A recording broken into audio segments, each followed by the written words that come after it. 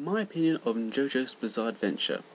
I know I've reviewed each part, and I did try to be fair to only bring up good and bad points of each one, but now I do and have been asked which of the stories I like, and most of the ones I didn't like. But I can't really rank them because, well, I think that's unfair, so I'll just express how I feel about each one. Phantom Blood was the first story, and it's still one of my favourites.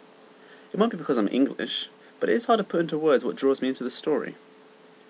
It was the most different story of all the mangas I've ever read at the time, and all the anime I've ever watched. It's not about superpowers, not littered with love interests or childhood friends. It's about a boy who's forced to have a brother who for no reason hates him, and how this boy becomes a man with unyielding pride. The artwork sucks me in, and I couldn't stop telling my friends about JoJo, Dio, Speedwagon, Step, and all the other awesome characters. And what's funny is that I could picture myself being an old man and telling my grandson this manga, but making it sound like some kind of epic Victorian story. And I just love it for that reason. Phantom Blood is just one of the best mangas I've ever read. So I actually couldn't stop reading, so I moved straight into Battle Tendency. And it really felt like a sequel to Phantom Blood. When I look at Joseph, I see Jonathan in him, but he's his own character. He's cocky, funny, and he's great. It does feel like an action movie to me when I read it. It's filled with plot twists, growing bonds.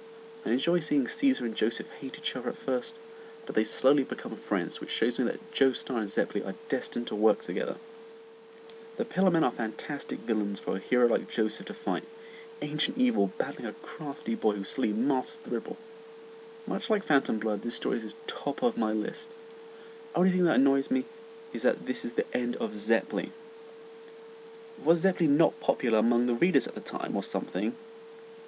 I don't know why they killed him off. At least now I know he returns in part 7. But let's carry on. Now this is where it might have turned a bit sour. Stardust Crusaders. I can see why people like it with the supernatural powers, silent but cool hero, and awesome fights.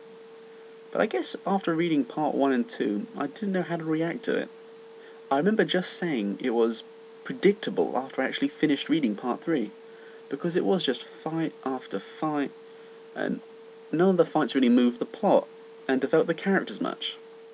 Jotaro isn't my first choice when it comes to a character design, but it is cool seeing a different side to Joestar, and he has a good guy heart. But that's another problem. You see, when we see Joseph, we see Josuke, we see Jolene, it's good because we can see qualities of Jonathan and other Joestars in them. But Jotaro actually follows his grandfather Joseph for the entire stories, and I can't see a similarity between them. I guess the cockiness, but Jotaro becomes more arrogant to me, and that's a bit weird for me. The fights are cool, but I felt the art was lacking for some reason, and it was a downer for me.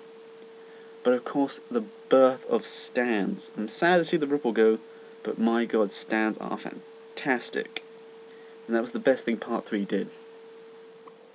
Diamond is Unbreakable gave us a different feel to JoJo's stories. For once we don't travel around, we just stay in one town, where it seems normal.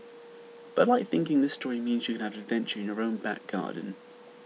Josuke's a fun Joestar, he's a schoolboy, and the stories reflect that, like getting money, going out with high school romances, and they all involve stands. Now this story has a charm to it. It's simple in terms of the character's goals, the villain is simple because he wants to be left alone, and reading the story is like looking back on a summer you had with your best mates, and the fun you had with them back in your own town.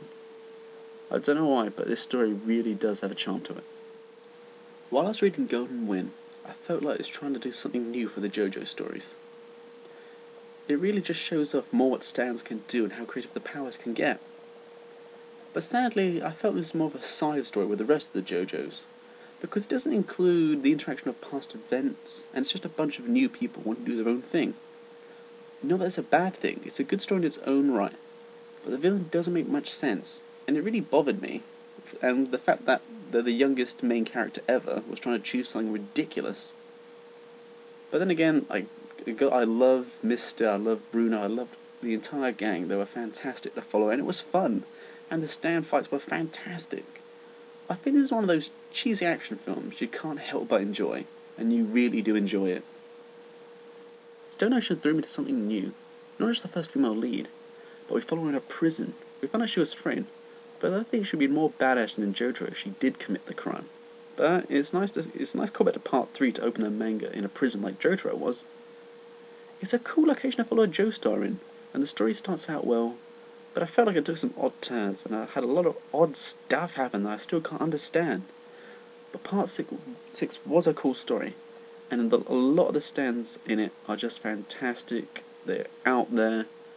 And also I did like Poochie. It was really interesting to have a main villain that was also kind of religious in some way. And it was a nice little bookend to the whole first 6 parts. So now I'm currently reading Steel Ball Run. And it did have a slow start for me, but it got good and got awesome. It feels like I'm reading part 1 and 2 again, but stands are also in it. Gyro has had growth in this story like Jonathan goes through, but he is handicapped, and that is so interesting put into this story, and shows how much determination he has to push himself with all the trials that he faces him. Zeppeli is back, which makes me happy to no end, because they team up again, and they seem like young men travelling, having fun, and learning from each other to become stronger for the next time they're in trouble. Also, the art is top notch. It can be well detailed for touching moments and over the top for fights, and it feels again to call back to JoJo's Bizarre Adventure roots. And I hope it stays that way, and I can't tell you after reading the latest chapters how excited I am to see how it all ends, and what the future holds for JoJo's Bizarre Adventure. Well, that's how pretty much I feel about them, in almost a positive way. But for a manga called JoJo's Bizarre Adventure, there are a few odd, stupid, and jaw-droppingly strange moments. So I'll make a list for what the fuck moments of JoJo's Bizarre Adventure. So till then, take care.